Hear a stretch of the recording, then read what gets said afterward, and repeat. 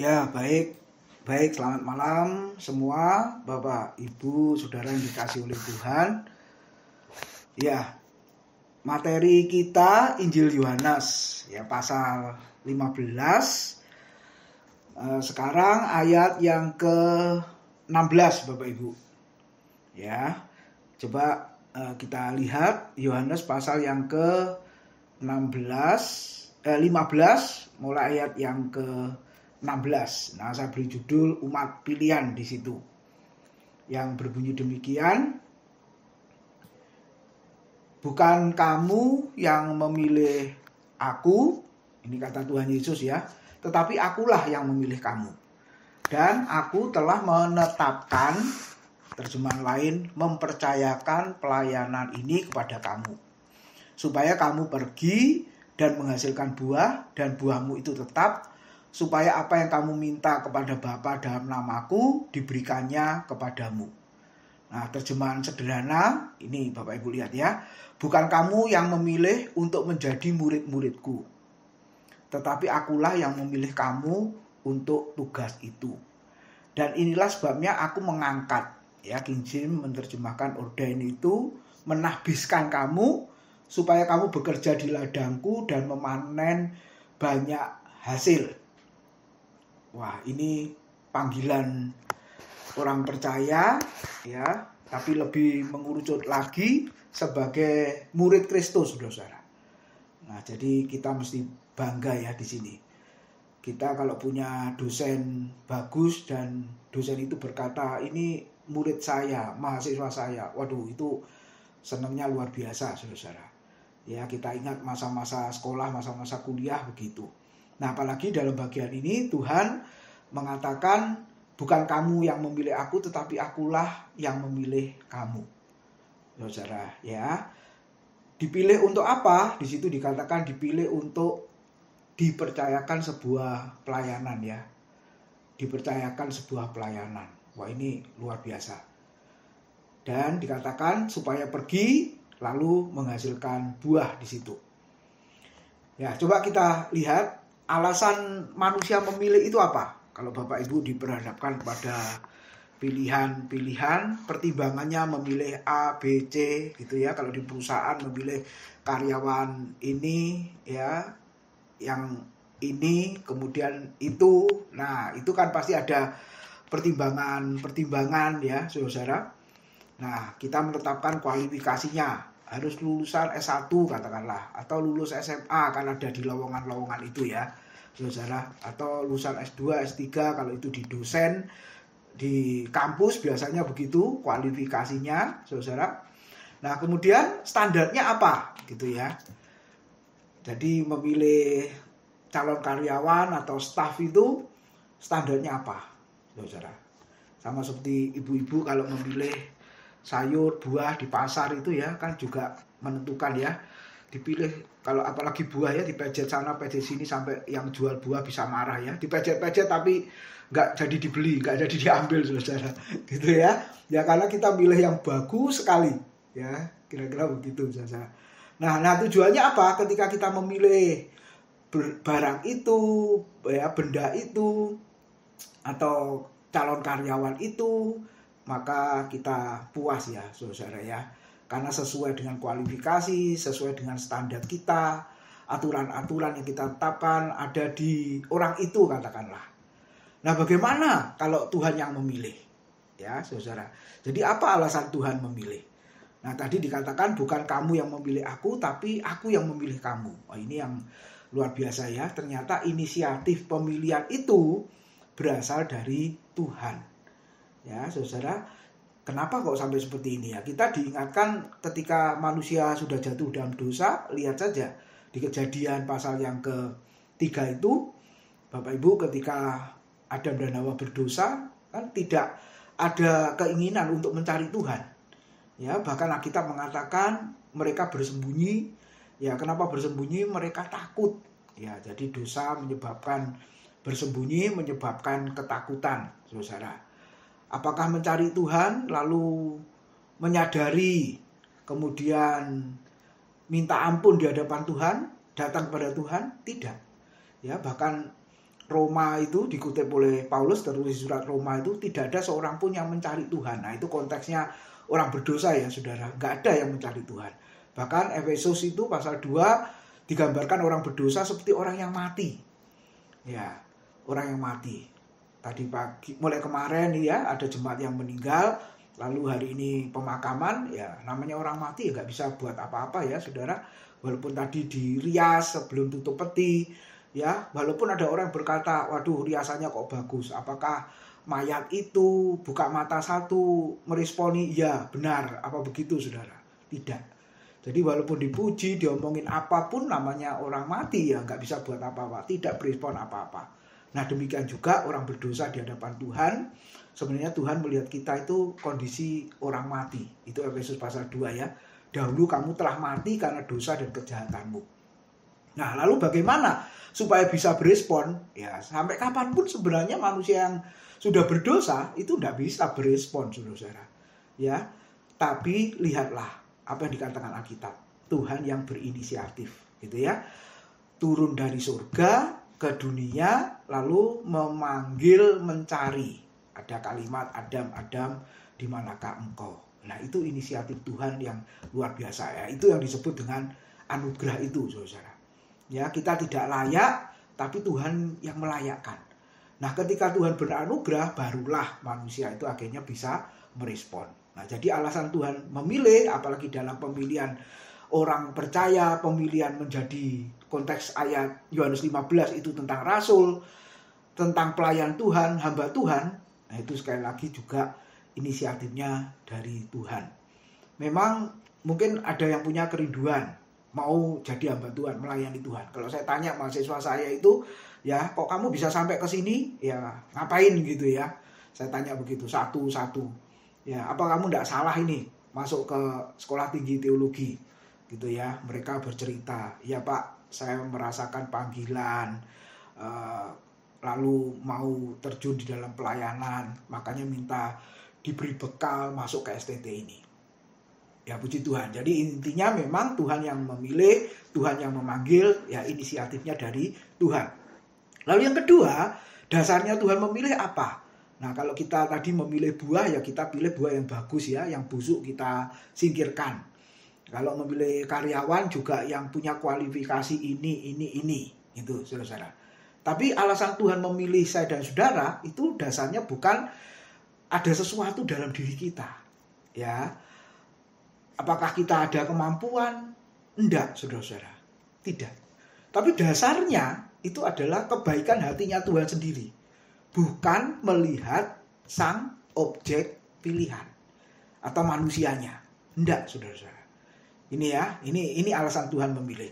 Lalu tujuannya, nah jelas ya, kalau alasan manusia memilih untuk kepuasan diri, kalau tujuan Tuhan memilih kita itu untuk kemuliaan Tuhan sendiri. Nah itu yang kita lihat di ayat yang ke-16 tadi. Nah lalu tujuan pemilihan Allah apa? Tadi dikatakan supaya menjadi murid sejati. Ya saudara, sekali lagi orang Kristen itu sebenarnya bukan sekedar percaya Yesus, lalu bukan sekedar hari Minggu ke gereja. Kalau nggak ke gereja nanti nggak enak, diomongin banyak orang, Kristen kok nggak ke gereja. Ya, ada orang yang cerita, Bapak Ibu, Minggu itu harus ke gereja. Terus ketika masuk gereja, ya istrinya cerita, juga nggak ikut nyanyi, nggak ikut doa, nggak ikut denger firman, malah main handphonenya sendiri. Kalau ditanya kok main handphonenya sendiri, iya ngantuk, karena gerejanya pagi, saudara-saudara. Nah sebenarnya kekristenan bukan itu. Ya, walaupun ada orang-orang Kristen yang begitu, tapi sebenarnya kalau kita lihat bagian ini, Bapak Ibu, tujuannya menjadi murid sejati bukan yang seperti itu ya. Nah, itu boleh dikatakan Kristen agamawi itu, legalitas yang kemarin-kemarin sudah saya sampaikan. Tapi artinya ketika Tuhan memilih saya dan saudara menjadi murid sejati itu ya, kita benar-benar konsentrasi yang baik ya, belajar. Jadi maksudnya menjadi orang Kristen itu apa? Ya, saudara, menjadi murid Yesus itu apa? Makanya saya tulis di situ belajar firman, jadi antusias untuk baca firman, ya meneliti firman, menyelidiki firman. Ya harusnya begitu, saudara. Ya harusnya begitu. Nah, saya berharap kita semua mau menjadi murid Tuhan karena ingat kita yang terlebih dahulu memilih saya dan saudara. Lalu yang kedua, Tujuannya apa Tuhan memilih kita? Supaya kita ini pergi menghasilkan buah. Tadi dikatakan bekerja di ladangku dan memanen banyak buah. Kalau sudah lihat ayat di atasnya ini kan soal pokok anggur ya. Saudara, pokok anggur yang benar di situ katakan, dan kita ada ranting-rantingnya. Tuhan adalah pokoknya. Nah, kalau terlepas ya carang dengan pokoknya, maka carangnya akan mati, kering, lalu dibakar. Ya, saudara. Tapi kalau pengen hidup dan apalagi berbuah, maka harus menempel pada pokok anggur. Makanya saya pernah sampaikan yang lalu, di luar Yesus binasa. Ya, di luar pokok anggur atau terlepas, carang itu terlepas dari pokok anggur, kering, mati, binasa. Saudara. Nah, kalau sudah menempel, saudara, dikatakan apa? Menghasilkan buah. Nah, gitu ya, menghasilkan buah di situ dikatakan. Nah, buah apa? Nah, ini yang harus kita ingat ya, saudara. Pertobatan bahasa Alkitab. Tapi arti pertobatan itu bisa perubahan. Ya, saudara. Sampai pernah Tuhan itu berkata pada murid-muridnya kan di Injil Matius ya 18 di situ dikatakan apa? Kalau kamu tidak bertobat dan sama seperti anak kecil ini, kamu tidak akan mewarisi kerajaan Allah. Nah, ternyata terjemahan lainnya bukan bertobat dari hidup belum di dalam Tuhan lalu di dalam Tuhan gitu ya, saudara. Belum percaya lalu jadi percaya, bukan itu sebenarnya. Tapi terjemahan lain mengatakan jikalau kamu tidak berubah gitu ya, tidak mengalami perubahan kehidupan yang lebih baik ya seperti Kristus, maka kamu tidak layak untuk mewarisi kerajaan Allah. Jadi mau nggak mau memang hidup kita harus semakin baik ya. Ini dasarnya apa? Pengenalan kita akan Tuhan, iman kita kepada Tuhan, itu dasarnya saudara-saudara. Kita mempercayai Tuhan yang baik, Tuhan yang indah, lalu kita berubah. Nah, satu buku itu, The Good and Beautiful God itu, bagian terakhir, bab terakhir itu adalah kenapa Allah itu baik, ya, karena Allah itu mengubahkan. Nah, itu bab terakhir, saudara. Di samping Allah itu baik, Allah itu kudus, Allah itu kasih, Allah itu mengorbankan dirinya, saudara. Lalu yang terakhir dikatakan Allah yang mengubahkan. Jadi puji Tuhan, karya Tuhan ya terutama Roh Kudus yang mengubahkan kehidupan kita untuk semakin serupa dengan Kristus. Nah, itu tujuannya. Ya, saudara. Seringkali kita berkata sulit ya seperti Yesus. Malah ada yang skripsi itu dosen berkata, apa enggak terlalu tinggi ini seperti Yesus. Ya. Ada salah satu mahasiswa memberi judul itu, saudara, perubahan karakter. Nah, gitu ya. Lalu ditanya perubahan karakter yang seperti apa? Lalu mahasiswa menjawab seperti Yesus. Lalu dosennya berkata, wah, apa enggak terlalu tinggi seperti Yesus? Aduh, kasihan enggak bisa jawab saudara ya. Apa enggak terlalu tinggi seperti Yesus itu? Loh, harusnya kan dijawab apa? Ibu, Bapak, Alkitab itu mengajarkan memang seperti Yesus. Gitu kan? Bukan seperti Rasul Paulus atau rasul-rasul yang lain, karena itu manusia biasa yang dipilih menjadi rasul. Harusnya kan jawabnya gitu ya. Tapi memang harus seperti Yesus kata Alkitab. Nah, jadi perubahan yang terus-menerus seperti Yesus, saudara. Ya, harus, ya, bisa, ya harusnya bisa. Kenapa? Karena Tuhan yang menolong kita, saudara. Ini yang harus kita ingat ya. Lalu yang kedua, buah apa yang harus kita hasilkan ketika kita menjadi orang Kristen, menjadi murid Tuhan. Sudah lama menjadi orang Kristen, ya kembali lagi ke sini Bapak Ibu, buah pengertian firman. Ya, saya berharap setiap Rabu ini Bapak Ibu semakin dibawa untuk semakin mengerti firman ya. Ya, kenapa saudara mengerti firman? Karena saya sedih sekali ya kalau di luaran sana itu, kalau sudah nonton YouTube, waduh, banyak yang meninggalkan iman Kristen, meninggalkan Yesus. Ya, karena persoalan simple ya, saudara-saudara, sepele gitu. Nggak bisa terima. Kenapa nggak bisa terima? Iya, Yesus itu Tuhan, tapi kok lapar. Nah, perkara begitu loh Bapak Ibu. Yesus itu Tuhan, tapi kok bisa mati loh. Perkara begitu, akhirnya meninggalkan iman Kristen. Nah, ini kan mengerikan, saudara. Ya, ketika saya dengar orang kesaksian begitu, saya sedih sekali. Jangan-jangan selama ini dia jadi orang Kristen itu apakah ke gereja? Yang kedua, apakah di gereja itu dikasih khotbah yang bagaimana kok sampai nggak ngerti-ngerti? Ya, padahal di dalam diri Yesus itu ya dia Allah, dia juga manusia. Kenapa dia tidak bisa mengerti satu sisi ilahi, satu sisi insani? Ya, satu sisi Allah, satu sisi manusia. Kenapa tidak bisa memahami itu? Padahal Alkitab mengajarkan ya yang seperti itu. Nah, itu penting ya. Belum bagian-bagian yang lain ya, Bapak Ibu, kita berusaha untuk semakin mengerti firman. Ya, belajar terus. Ya, saya sampai hari ini pun juga belajar terus ya untuk semakin mengerti firman itu. Lalu yang ketiga, buah apa yang harus kita hasilkan? Seperti Yesus tadi mengatakan, aku menetapkan kamu supaya menghasilkan buah. Ya, buah roh ya, saudara. Kasih, sukacita, damai sejahtera, kesabaran, kebaikan, kemurahan, kelemah lembutan, kemudian penguasaan diri. Ya, itu sebenarnya kan karakter ya, saudara. Itu karakter Kristus sebenarnya. Ya, kita punya buah itu. Ya, ada yang berkata 9. Waduh, kok kebanyakan ya 9, saudara ya. Ya sebenarnya 1 lah. 1, tapi dimensinya itu ada 9. Jadi artinya itu satu kesatuan. Ya, enggak bisa pilih-pilih. Aku hanya bisa kasih saja ya, tapi penguasaan diri enggak bisa, saudara. Atau aku lemah lembut, tapi yang satu lagi saudara? Enggak bisa sabar, ya. Atau yaitu yang ke-9 itu yang sulit katanya, enggak bisa menguasai diri, mengendalikan diri, enggak bisa. Ini satu kesatuan. Jadi kalau ditanya buah roh itu ya 1. Memang kata Yunaninya 1 ya, karpos 1, tunggal. Tapi di dalamnya ya seperti buah belimbing itu loh Bapak Ibu. Ada berapa itu? Bagian-bagiannya itu atau berlian ya, piramid ya, ada bagian-bagiannya, tapi 1. Ya. Nah, ini sebagai orang Kristen yang harus muncul ya, saudara. Nah, yang terpenting dari semuanya itu adalah buah apa? Penerapan firman. Ya, jadi standarnya saudara kita lihat Kristus.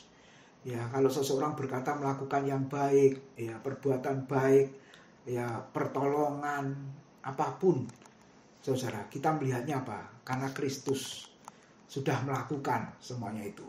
Ya, di kitab Injil Matius, Markus, Lukas, apalagi Markus soal mujizat itu kan Yesus selalu dikatakan apa? Tergerak oleh belas kasihan, gitu ya. Kalau ada orang yang butuh pertolongan, dia langsung menolong. Ya, saudara, baik yang sakit, ya, yang cacat, ya, yang lumpuh, ya, timpang, buta, tuli. Ya, itu yang dilakukan Kristus.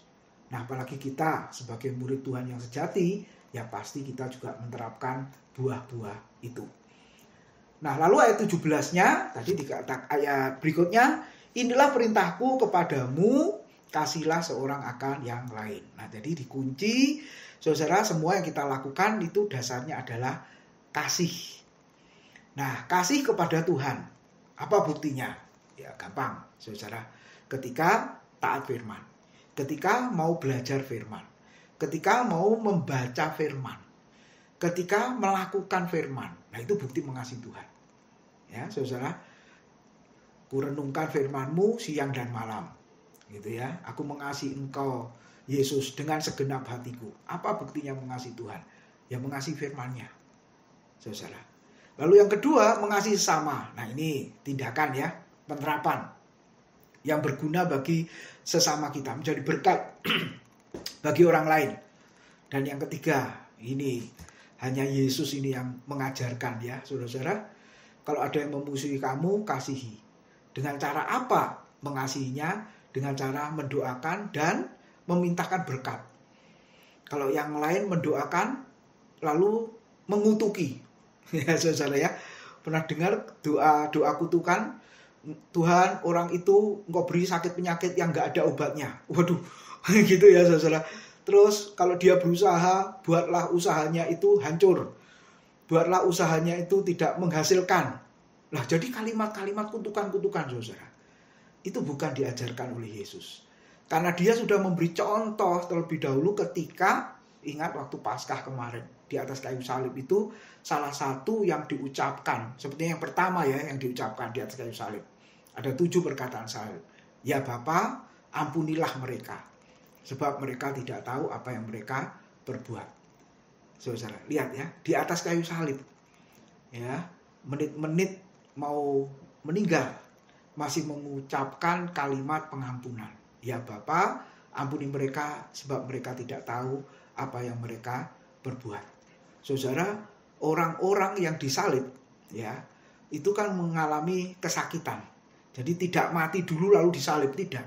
Dalam kondisi hidup sudah menderita, babak belur, disiksa, dianiaya, lalu dinaikkan ke atas kayu salib, lalu dipaku, saudara. Jadi masih hidup sebenarnya.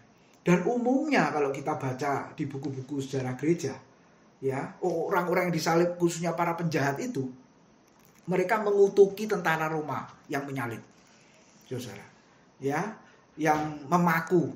Kalau bahasa Surabaya bilang ya ngomong kotor, misuh-misuh begitu, saudara. Ya benar-benar mengutuki orang yang disalib itu.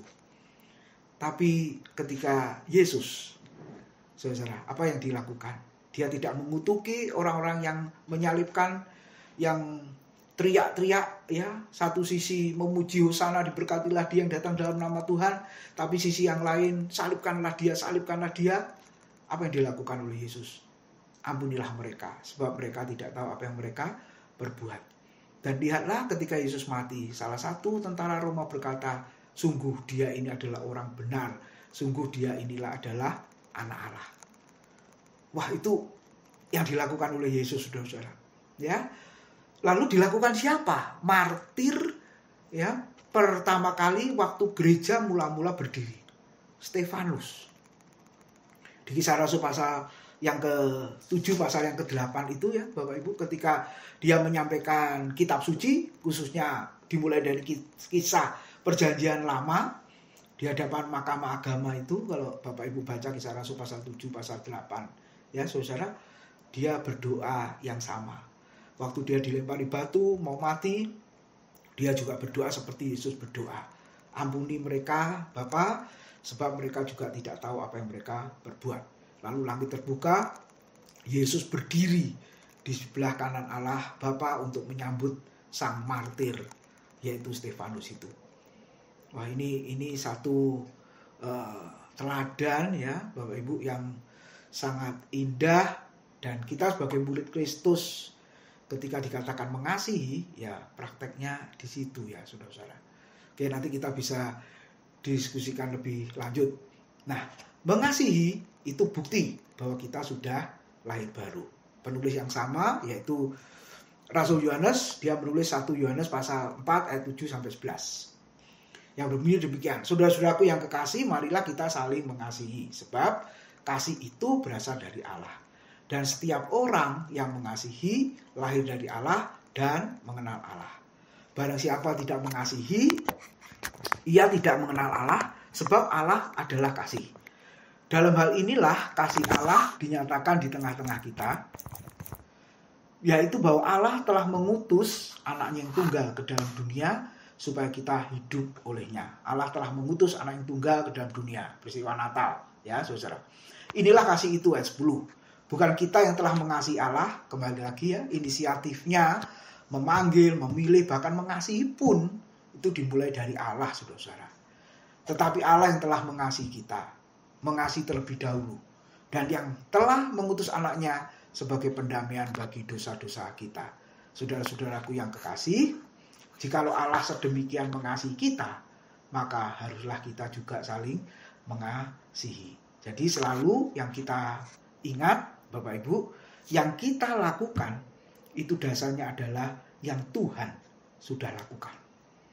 Ya, sekali lagi, apa yang kita lakukan dalam hidup kekristenan kita, dasarnya adalah apa yang Tuhan sudah lakukan dalam hidup kita. Ketika Tuhan Bapa mengasihi anaknya, itu ya kata Alkitab Yohanes pasal 3 itu jelas. Bapa mengasihi anak. Anak mengasihi murid-muridnya. Mungkin kita komplain, loh Bapak mengasihi anak. Kalau kita sebagai orang tua, sebagai Bapak mengasihi anak, kita perlakukan anak kita seperti apa? Saudara ya, mungkin kita proteksi betul, ya bukti mengasihi. Lalu kita apalagi saudara, kita utamakan dia karena kita mengasihi, betul ya? Pokoknya jangan sampai anak itu sakit. Kalau seandainya sakit pun orang tua bisa berkata sebenarnya harus papa mama aja yang sakit, jangan kamu. Karena kamu nggak bisa sakit tapi nggak bisa ngomong sakitnya di mana. Betul ya, waktu anak-anak masih kecil itu nangis terus, dia sakit, badannya panas. Tapi kita tidak tahu sakitnya di mana. Mungkin sang ibu berkata, lebih baik aku aja yang sakit, jangan kamu. Ya, itu orang tua mengasihi anak. Tapi lihatlah Bapa mengasihi anak. Buktinya apa, saudara? Diutus ke dalam dunia untuk mati di atas kayu salib. Kenapa kok sampai begitu ya? Karena sebenarnya yang dilihat Bapa itu adalah saya dan saudara yang tadinya orang-orang berdosa. Jadi Bapa itu sebenarnya mengasihi saya dan saudara orang-orang berdosa. Ya, dosa dibenci, tapi para pendosa dikasihinya. Ingat perumpamaan yang Tuhan Yesus ajarkan itu, Bapak Ibu, karena di hadapan ahli Taurat orang Farisi ya, orang yang merasa benar, sok suci, merasa begitu, merasa lebih dibanding dengan yang lain. Mereka tidak datang kepada Yesus, tapi sebaliknya justru pemungut cukai, orang berdosa, perempuan sundal, justru mereka yang datang kepada Tuhan. Dan kita melihat di dalam bagian itu, Bapa mengasihi anak, ya dinyatakan sebenarnya Bapa mengasihi orang-orang berdosa itu. Ya memang harus ada sarana, harus ada yang dikorbankan, bukti dari kasih itu. Dan kita melihat mengorbankan anaknya yang tunggal satu-satunya, Yesus Kristus, itu benar bukti bahwa dia mengasihi saya dan saudara. Ya. Nah, kita lihat setiap orang yang mengasihi tadi dikatakan lahir dari Allah. Ya, bahasa Alkitabnya itu lahir baru dan mengenal Allah. Ini penting ya, saudara. Sederhananya apa lahir baru? Ya kalau mau dibuat agak rumit itu ya bisa. Tapi sebenarnya ketika seseorang bisa percaya Yesus adalah Tuhan. Ya, percaya dengan sungguh, percaya dengan hati, bukan sekedar ucapan saja, saudara. Tapi ketika mengaku beriman, percaya, itu hidupnya ya sesuai dengan kehendak Tuhan. Nah, itu aja lah. Ketika dikatakan sudah lahir baru, nah itu kriterianya. Percaya Yesus, lalu hidup sesuai kehendak Tuhan, kemudian melakukan yang baik sesuai firman, dan menjauhi atau bahkan menolak hal-hal yang jahat, godaan-godaan yang membuat kita berdosa, atau yang kembali kepada kehidupan yang lama kita. Saudara. Dan yang kedua, ditambah semakin mengenal Tuhan. Nah, itu orang yang mengasihi. Ya, saudara. Lalu kalau tidak mengasihi, nah ini jelas ya tadi dikatakan tidak mengenal Allah, sebab Allah adalah kasih. Nah, jadi mau gak mau harus mengasihi. Lalu bukti kasih. Nah, selalu ada bukti ketika mengasihi. Apa buktinya? Allah mengasihi dunia, Allah mengasihi orang berdosa, buktinya dia telah mengorbankan anaknya yang tunggal ya ke dalam dunia. Nah, tujuan Allah mengasihi apa? Tadi dikatakan di ayat-ayat Rasul Yohanes tadi, supaya kita hidup olehnya. Jadi Injil Yohanes itu, saudara, menuliskan ya kata hidup itu beberapa kali, banyak kali saudara. Ya, tapi hidup yang dimaksud bukan hidup di dunia ini saja, hidup yang terbatas. Ya, kita SMA dulu ada istilah mata pelajaran biologi ya. Bios, dari kata bios itu artinya juga hidup. Tapi hidupnya ada batasnya. Sampai kapan batasnya? Kematian. Tadi jemaat yang meninggal umur 77 tahun. Ya hidupnya ya 77 tahun. Saudara, itu bios. Ya. Tapi ada yang kedua, saudara, hidupnya Allah soe. Nah, itu hidup yang dimaksud di sini, itu hidup di dalam kekekalan. Hidupnya Allah. Saudara. Ini yang luar biasa ya. Ketika saya sudah percaya kepada Yesus, hidupnya Allah itu diberikan kepada kita. Sebab Yesus berkata, kalau engkau percaya kepadaku dan percaya kepada firmanku, engkau sudah dipindahkan dari kematian kepada hidup. Nah, ini artinya apa, saudara-saudara? Walaupun secara fisik nanti hidup kita dibatasi oleh umur, nggak tahu kapan umur kita jumlahnya, angkanya berapa dan berakhir, Bapak Ibu Saudara. Tapi di saat yang sama, kita sudah memiliki hidup itu. Makanya kematian orang percaya Kristus itu sukacita, ya. Satu sisi duka cita seketika ya, saat itu, tapi saat yang sama bersukacita karena sudah bersama dengan Tuhan selama-lamanya di dalam kehidupan yang kekal. Nah, bukan kita yang telah mengasihi Allah, tadi diulang lagi terlebih dahulu, tetapi Allah yang telah mengasihi kita. Lalu Allah telah mengutus anaknya sebagai pendamaian bagi dosa-dosa kita. Ini ya makna Natal. Oleh sebab itu, dari semuanya itu haruslah kita juga saling mengasihi. Oke, sampai di sini dulu. Tuhan berkati. Sekarang Injil Yohanes pasal 15 ayat 18 sampai 27. Ya, bagian terakhir di Injil Yohanes pasal 15 yaitu dunia membenci Yesus dan murid-muridnya ya, di situ dikatakan dunia membenci Yesus. Coba ayat 18. Jikalau dunia membenci kamu, ingatlah bahwa ia telah lebih dahulu membenci aku daripada kamu. Ya, sudah lihat contohnya yang ada di kehidupan kita ya, saudara. Sulit membangun gereja. Terus apalagi sudah ada waktu untuk beribadah seperti kemarin Paskah itu kan kita juga melihat berita, mendengar berita juga tidak boleh mengadakan perayaan Paskah. Ya, itu sudah lagu lama ya, Bapak Ibu. Karena zaman gereja mula-mula, zaman Yesus ya, Yesus saja dibenci gitu. Rasul-rasul, murid-murid juga dibenci, dimusuhi. Ya itu saudara-saudara dari zaman awal sampai hari ini. Ya, orang percaya diperlakukan berbeda, diperlakukan tidak adil. Itu sudah terjadi. Itulah kenyataannya. Makanya Yesus memperingatkan, jikalau dunia membenci kamu, ingatlah bahwa dunia itu telah lebih dahulu membenci aku, Yesus, daripada kamu. Ya, saudara.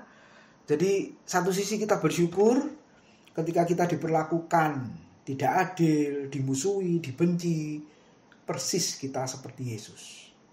Karena Yesus juga dimusuhi, dibenci, diperlakukan semena-mena. Ya, saudara, itu yang dialami oleh Yesus.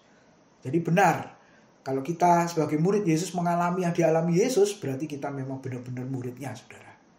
Ya, tapi memang aneh mengaku murid Yesus tapi nggak mengalami hal-hal yang begitu. Ya dipertanyakan, jangan-jangan bukan muridnya, ya saudara. Lukas 12 ayat 32 mengatakan, janganlah takut, hei kamu kawanan kecil. Ya, jadi dianggap orang percaya itu minoritas ya. Bisa diperlakukan begitu. Tapi itulah memang kenyataannya. Ya. Oke. Nah, mengapa dunia atau orang-orang yang tidak percaya itu membenci Yesus? Kita lihat Yohanes 3 ayat 19. Dan inilah hukuman itu. Terang telah datang ke dalam dunia, tetapi manusia lebih menyukai kegelapan daripada terang, sebab perbuatan-perbuatan mereka jahat. Nah, ini masalahnya. Terang telah datang ke dalam dunia. Yesus telah datang ke dalam dunia. Tapi orang-orang yang di dalam dunia membenci, bahkan menolak, lalu menyalibkan Yesus. Kenapa? Karena manusia pada dasarnya lebih menyukai kegelapan. Apa artinya? Lebih menyukai kejahatan dibanding kebaikan. Lebih menyukai kejahatan dibanding kebenaran. Saudara, ini yang terjadi ya. Makanya mereka membenci Yesus yang hidupnya benar. Karena dia berkata, akulah jalan dan kebenaran dan hidup. Ya, banyak orang tidak mau kebenaran, saudara. Bahkan menyebar kebohongan demi kebohongan, kalau lama-kelamaan disebar, jadi kebenaran kan, saudara. Tapi kebenaran yang berisi kebohongan sebenarnya. Ya, nah itu yang terjadi. Yesus kalau dicari kesalahannya juga nggak diketemukan. Ya, di Alkitab itu jelas. Orang Farisi ahli Taurat menjebak, mencobai, macam-macam bahasanya. Untuk apa? Mempersalahkan Yesus. Tapi mereka tidak menemukan. Bahkan waktu diadili pun, kalau Bapak Ibu baca kitab Injil ya, mereka mengundang saksi-saksi. Ya, saksi-saksi dusta. Saudara. Dikatakan saksi dusta untuk memperberat beban Yesus. Tapi tetap tidak didapati kesalahan. Sampai Pilatus pun ya, Pontius Pilatus itu sampai geleng-geleng kepala. Dia mau bela Yesus itu sebenarnya. Aku tidak mendapati kesalahan. apalagi istrinya memperingatkan, jangan ikut-ikut ya. Kenapa? Gara-gara Yesus ini, orang benar ini, aku mimpi ya tadi malam, mimpi buruk. Sudah, jangan ikut-ikut. Akhirnya Pilatus kan cuci tangan ya saudara ya, di hadapan banyak orang. Dan dia berkata, inilah rajamu. Ya, sudah, pakailah hukum Yahudi. Hukummu bagaimana? Hukum Romawi nggak bisa lakukan ya saudara. Sudah, nggak bisa. Cuci tangan si Pilatus itu. Ya, lalu dibawa ke Herodes, dibawa ke mahkamah agama lagi. Nah, akhirnya memang diputuskan dengan hukuman mati. Tapi tidak ada kesalahan, tidak ada kejahatan. Bahkan Yesaya mengatakan, dikutip oleh Petrus, tipu daya tidak ada di dalam mulutnya. Luar biasa ya saudara ya. Bukan hanya tindakannya saja yang benar, ya, tapi perkataannya pun juga benar. Tipu daya tidak ada dalam mulutnya. Nah, itu Yesus.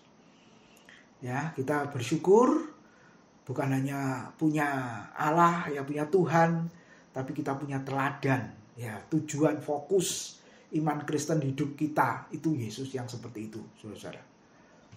Oke. Nah, lalu ayat 19 itu disebut tentang asal orang percaya, asal murid-murid Tuhan. Dikatakan begini, sekiranya kamu dari dunia, tentulah dunia mengasihi kamu sebagai miliknya. Tetapi karena kamu bukan dari dunia, melainkan aku telah memilih kamu dari dunia, sebab itulah dunia membenci kamu. Jadi yang kedua, alasannya kenapa dunia membenci kita? Karena kita bukan dari dunia. Loh, kok bisa ya?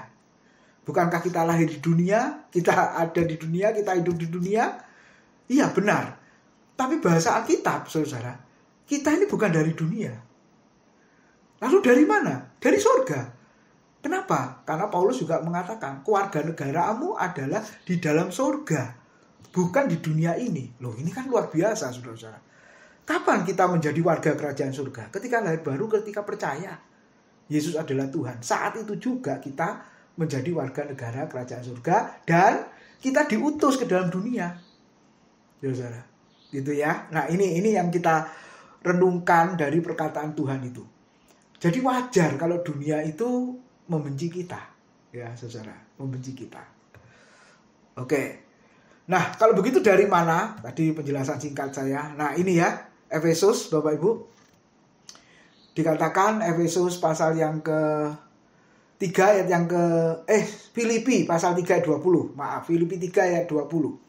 Karena kewargaan kita adalah di dalam surga. Dan dari situ juga kita menantikan Tuhan Yesus Kristus sebagai juru selamat. Ya, kalau sudah benar-benar di dalam surga, nggak perlu menantikan Yesus Kristus sebagai Tuhan dan juru selamat, betul.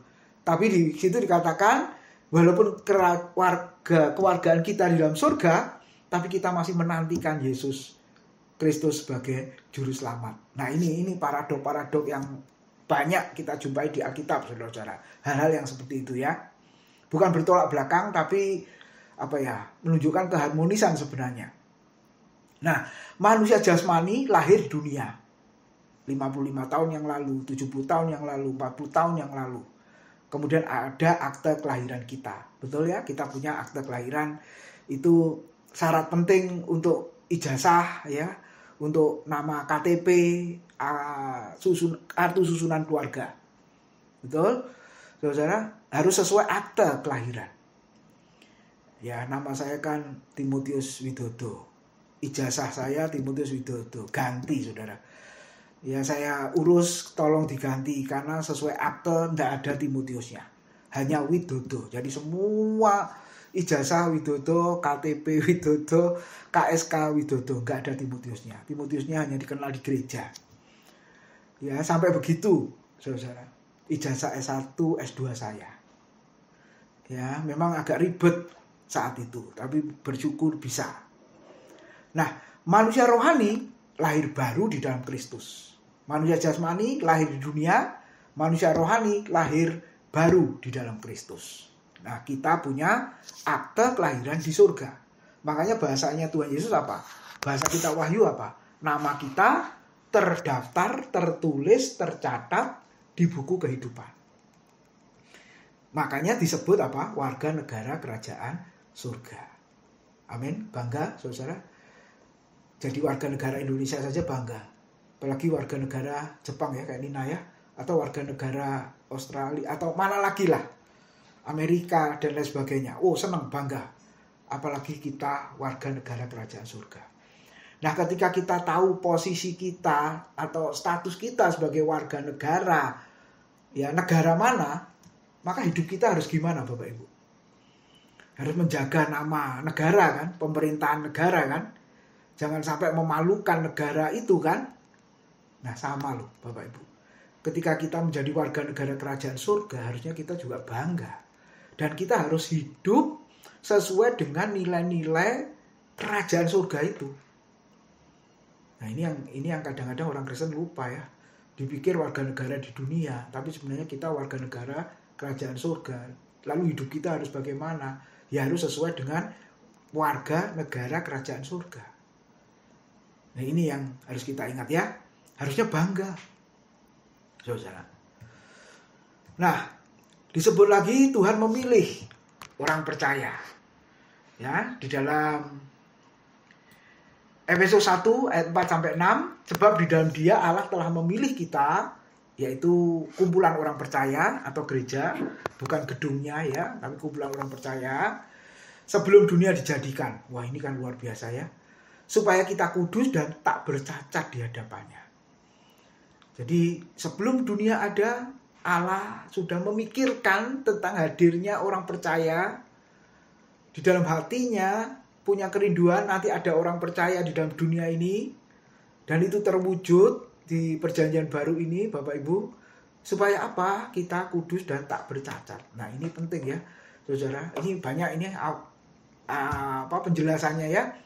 Kudus itu dalam hal apa ya? Seluruh hidup. Tapi lebih dari itu adalah hati dan pikiran.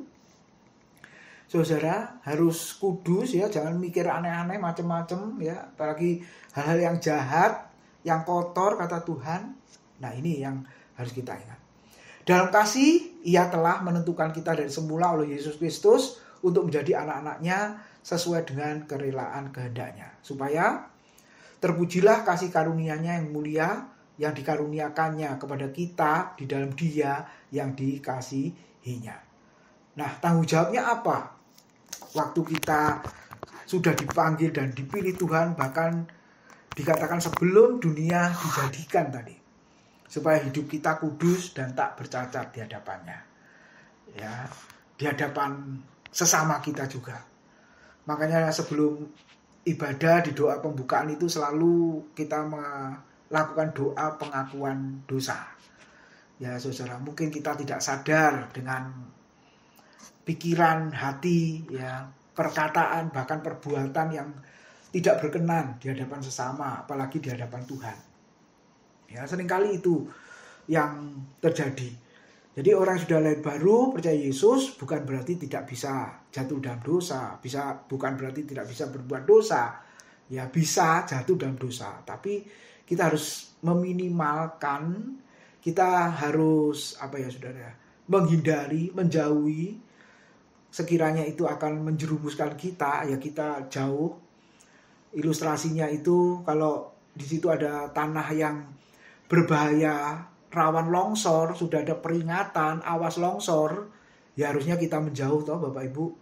Sebab kalau kita nekat mendekat, kita ikut longsor dan kita tertimbun binasa jadinya. Nah sekarang sama. Kalau sudah ada peringatan, aturan, ya harusnya kita paham itu. Kalau nanti mencelakakan kita, bahkan membinasakan kita, ya harusnya kita menjauhi. Ya, itu artinya, saudara, kita punya tanggung jawab untuk itu. Lalu hidup sebagai anak-anaknya. Nah, namanya anak jangan mempermalukan nama orang tua. Ini yang harus kita ingat ya. Kita harus jaga nama baik orang tua, jaga nama baik keluarga, jaga nama baik perusahaan di mana kita bekerja, selalu ada di surat perjanjian ya. Di kampus pun ya, waktu saya jadi dosen itu juga ada perjanjian tidak boleh mencemarkan nama lembaga. Ya gitu ya saudara. Nanti wisuda juga begitu, ada janji wisudawan, wisudawati tidak akan mencemarkan nama alma mater dengan perbuatan yang begini-begini. Ada semua. Nah apalagi kita adalah anak-anak Tuhan. Jangan sampai mempermalukan nama Tuhan. Nah, ini tanggung jawab kita. Lalu yang ketiga, hidup untuk kemuliaannya. Makanya disebut, terpujilah kasih karunia-Nya yang mulia, yang dikaruniakannya kepada kita, di dalam Dia yang dikasihinya. Oke, saya harap kita bisa memahami ya tanggung jawab hidup orang Kristen. Lalu berikutnya, dunia membenci Yesus. Ayat 20, ingatlah apa yang telah kukatakan kepadamu. Seorang hamba tidaklah lebih tinggi daripada tuannya. Jikalau mereka telah menganiaya aku, mereka juga akan menganiaya kamu. Jikalau mereka telah menuruti firman-Ku, mereka juga akan menuruti perkataanmu. Perhatikan Bapak Ibu ya. Jikalau mereka telah menganiaya aku, mereka juga akan menganiaya kamu. Ini kata Tuhan kepada murid-muridnya. Jadi Injil Yohanes mulai pasal 12 itu sebenarnya pesan-pesan terakhir. Ya saudara-saudara. Pesan-pesan terakhir, pengajaran-pengajaran khusus kepada murid-muridnya. Karena sebentar lagi dia akan mati. Beda dengan Injil Matius, Markus, Lukas. Yesus masih melakukan banyak mujizat ya. Mengajar, melakukan mujizat. Tapi kalau Injil Yohanes itu beda. Mulai pasal 12 dan seterusnya. Sebenarnya dia mau meninggalkan murid-muridnya. Makanya di situ disinggung tentang Roh Kudus nanti materi berikutnya. Aku akan meninggalkan kamu, tapi kamu jangan sedih, jangan berduka cita. Ya, aku akan kembali kepadamu. Ya, nanti Roh Kudus yang akan diutus menggantikan aku, gitu ya, Saudara. Nah, ini yang kita lihat. Jikalau mereka telah menganiaya aku, orang-orang itu menganiaya Yesus, mereka juga akan menganiaya para murid Kristus. Ya, jadi sekali lagi wajar kalau kita menjadi orang Kristen, gereja kita ya diresolusi, dihambat dan lain sebagainya, ya wajar, memang begitu. Saudara, paling banyak ya kekristenan itu diperlakukan seperti itu, saudara. Oke, pertanyaannya siapkah? Gitu ya, siapkah? Lalu ayat 21. Tetapi semuanya itu akan mereka lakukan terhadap kamu karena namaku. Sebab mereka tidak mengenal Dia yang telah mengutus aku. Jadi Yesus mau mengatakan kalau mereka memperlakukan orang Kristen sedemikian, sebenarnya mereka tidak mengenal Dia Bapa, Allah yang benar itu. Ya saudara, kalau mereka mengenal Allah yang benar, gak mungkin perbuatannya melawan. Gitu ya, gak mungkin saudara melakukan perbuatan yang bertolak belakang dengan apa yang dikenalnya. Berarti dia pasti mengenal hal yang salah sehingga melakukan hal yang salah, saudara-saudara. Nah, itu logikanya. Nah, ada orang-orang yang agnostik, ya Allah itu ada tapi nggak bisa diketahui, nggak bisa dikenal, saudara. Ini masih lebih baik dibanding ateis ya. Kalau ateis itu nggak percaya Allah itu ada. Tapi kalau agnostis itu Allah itu ada tapi nggak mungkin dijangkau. Ini salah satu murid saya ini ngomong ke saya begini. Ya, bukan di STT ya Bapak Ibu ya. Sepertinya Kristen, saya bilang, loh kamu Kristen? Oh bukan Pak, aku bukan Kristen. Dan terus apa? Saya pikir agama-agama yang lain. Ternyata dia ngaku ke saya, aku ini agnostik Pak. Waduh, baru dengar saya ada orang yang mengaku agnostik. Apa pertimbanganmu?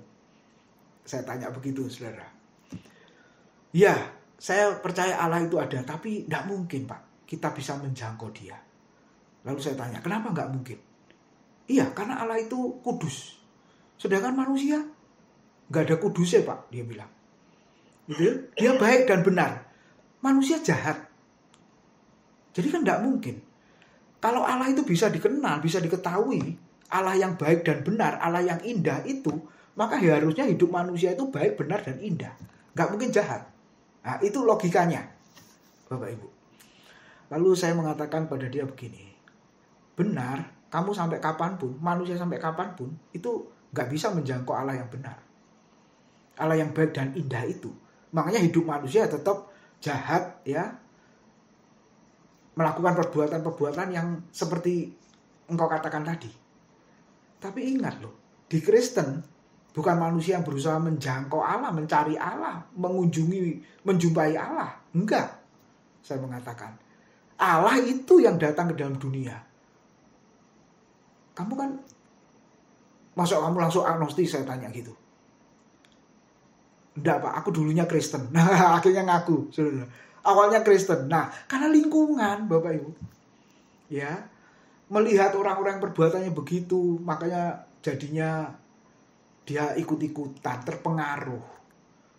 Ya, saya kembalikan. Ya udah, saya kembalikan kamu ke Kristen. Ingat pahamnya. Bukan manusia yang berusaha mengenal Tuhan, tapi Tuhan yang menyatakan dirinya untuk dikenal oleh manusia. Gitu kan? Makanya sampai Yesus hadir ke dalam dunia. Yang injili lagi saya, saudara. Gitu ya, masih dipikirkan, saudara. Nggak langsung ambil keputusan lagi untuk kembali percaya Yesus. Waduh, ada loh ya pemahaman-pemahaman yang begitu, saudara. Ya, nggak kenal dia. Memang benar, sampai kapanpun kita nggak mungkin bisa kenal dia. Ya, sampai Allah sendiri yang menyatakan dirinya. Nah, itu yang disebut dengan wahyu, pewahyuan, supaya manusia bisa mengenal. Sebatas Allah menyatakan dirinya, ya sebatas itulah manusia mengenalnya. 22. Sekiranya aku tidak datang dan tidak berkata-kata kepada mereka, mereka tentu tidak berdosa. Tetapi sekarang mereka tidak mempunyai dalih bagi dosa mereka. Barang siapa membenci aku, ayat 23, ia membenci juga Bapakku. Membenci Allah Bapa itu. Ya, kalau memusuhi Kristus, memusuhi orang Kristen, ya sama dengan memusuhi Bapa, atau kalau mereka memiliki Allah yang mengaku Allah yang benar, ya Allah yang sejati itu yang diduka citakan. Tapi kenyataannya yang dipercaya, yang dikenal ya bukan Allah yang benar sepertinya sesuai Alkitab ya, atau Bapa itu ya Allah-Allah yang lain ya saudara-saudara. Sebab kalau dikatakan mengenal Allah yang benar, ya nggak mungkin membenci Yesus, membenci kekristenan ya saudara-saudara. Oke, ayat 24. Sekiranya aku tidak melakukan pekerjaan di tengah-tengah mereka seperti yang tidak pernah dilakukan orang lain, mereka tentu tidak berdosa. Tetapi sekarang walaupun mereka telah melihat semuanya itu, namun mereka membenci baik aku maupun Bapakku. Membenci baik aku maupun Bapakku. Tetapi firman yang ada tertulis dalam kitab Taurat mereka harus genapi. Mereka membenci aku tanpa alasan. Jadi saudara, sudah dinubuatkan juga ya, bahwa Kristus akan dibenci dan digenapi. Kristus datang dalam dunia, dibenci bahkan disalibkan. Oke, sedikit lagi disinggung tentang pekerjaan Roh Kudus, ayat 26. Jikalau penghibur yang akan diutus dari Bapa datang, yaitu roh kebenaran, yang keluar dari Bapa, nah ini pertanyaan Nina tadi ya, asalnya dari mana? Roh kebenaran, Roh Kudus atau penghibur keluar dari Bapa, ia akan bersaksi tentang aku. Jadi pekerjaan Roh Kudus salah satunya juga membicarakan atau lebih tepatnya memuliakan Yesus, saudara-saudara. Nah, jadi istilahnya Roh Kudus disebut penghibur, kata Yunaninya parakletos itu artinya menolong, mendorong, dan menguatkan. Nah, ini ya, makanya Allah itu Tritunggal. Ya, saudara, karena pekerjaan Roh Kudus adalah menolong, mendorong, menguatkan. Lalu disebut lagi roh kebenaran, yaitu mengajar, memberikan pencerahan, ya, pengertian, dan mengingatkan. Mengingatkan apa, saudara? Yaitu ya, bersaksi tentang Yesus.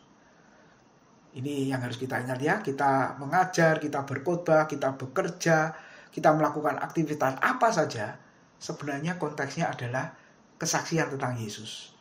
Walaupun tidak melalui kata-kata, tapi bisa juga melalui perbuatan kita.